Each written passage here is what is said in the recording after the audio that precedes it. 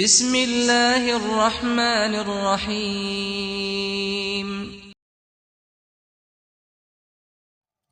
اعوذ باللہ من الشیطان الرجیم، بسم اللہ الرحمن الرحیم۔ آج ہم پڑھیں گے نورانی قاعدہ کی تختی نمبر 3، حروف مقطعات۔ مقطعات کا مطلب ہوتا ہے قطع کیا ہوا، یعنی ہر حرف کو ہم نے علیحدہ علیحدہ ٹکڑے کر کے پڑھنا ہے۔ حروف مقطعات کا طلباء کو حفظ کرا دینا موجب برکت ہے۔ ان کا ایک پڑھنے کا طریقہ علیحدہ سے ہے، الگ سا ایک طریقہ ہے، کیونکہ ان کے اوپر مدات ہوتی ہیں، تو جس حرف کے اوپر مد آ جائے اس کو لمبا کر کے پڑھا جاتا ہے۔ تو آئیے ان کو پڑھتے ہیں۔ الف لام میم۔ اب یہاں پہ میم کے اوپر شد آئی ہے، اور میم مشدد کا قاعدہ یہ ہے کہ جب میم کے اوپر شد آ جائے تو اس میں غنہ کیا جاتا ہے، تو ہم یہاں پر غنہ کریں گے۔ آگے چلیں۔ الف لام میم صاد۔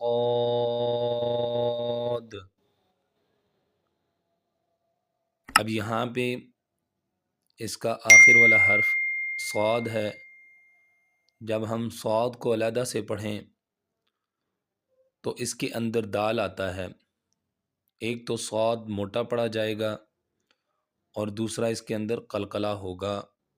جب صاد پڑھیں گے تو آخر میں دال آتا ہے، تو ہم اس کے اندر قلقلہ کریں گے۔ آگے چلیں۔ الف لام را۔ اب یہاں پہ ہم نے لام کو تو لمبا کیا ہے کیونکہ اس کے اوپر مد ہے، اور را کو نہیں لمبا کیا، صرف کھینچا ہے ایک الف کے برابر، کیونکہ اس کے اوپر کھڑا زبر ہے، اور کھڑا زبر جس حرف کے اوپر آ جائے یا کھڑی زیر آ جائے یا الٹا پیش آ جائے تو اس کو ایک الف کے برابر کھینچ کے پڑھا جاتا ہے۔ الف لام میم را۔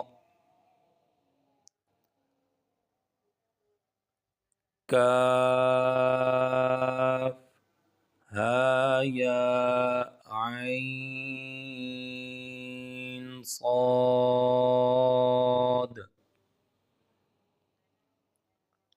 اب یہاں پہ ہم نے کاف کو، عین کو اور صاد کو کھینچ کے پڑھا ہے، ہا اور یا کو نہیں کھینچیں گے، لمبا نہیں کریں گے، صرف ایک الف کے برابر کھینچیں گے۔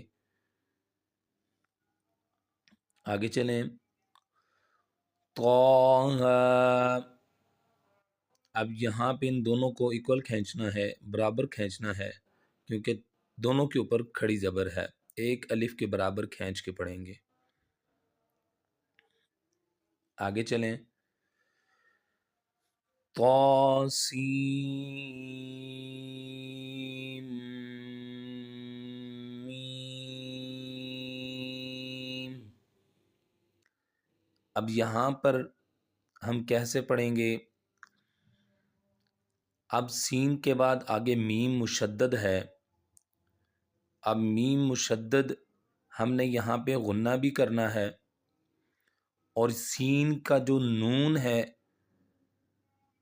وہ کنورٹ ہو جائے گا میم کے اندر، ہم اس کو سیم ایسے پڑھیں گے، سین نہیں پڑھیں گے، کیونکہ شد والا جب حرف آ جائے تو پیچھے والا حرف اس کے ساتھ مل کے پڑھا جاتا ہے، تو ہم نے اس کے اندر ملانا ہے اس کو۔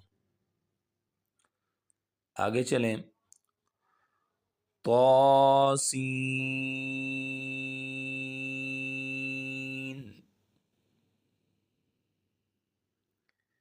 ياسين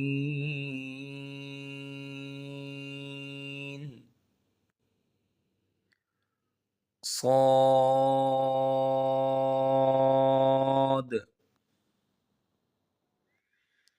حاميم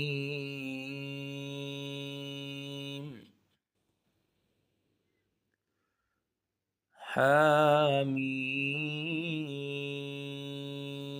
عين سين قاف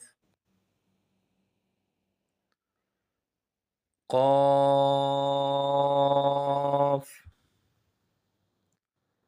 نون.